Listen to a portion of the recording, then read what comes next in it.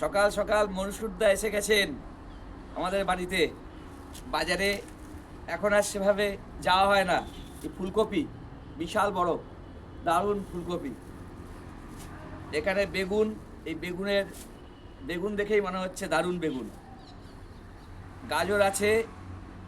সব থেকে মজার ব্যাপার, এখানে বেতো শাক আছে। এই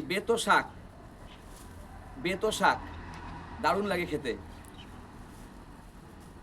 এটা হচ্ছে মেথি শাক।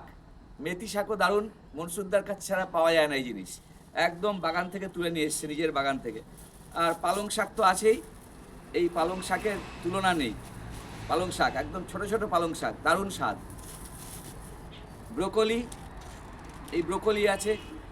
ফুল ফুল নেওয়া হবে, কিছু জিনিস কেনা হয়েছে। কড়াইশুঁটি একটু নিয়েছি, দেখা যাক আর কি কি নেওয়া যায়। বিনস আছে। আর সব থেকে মজার ব্যাপার হচ্ছে এই মূলো, এই বড় বড় সাদা সাদা মূলো মুড়ি দিয়ে খেতে দারুণ লাগে। নেবো ভাবছি দুটো, মুড়ি দিয়ে খাবো।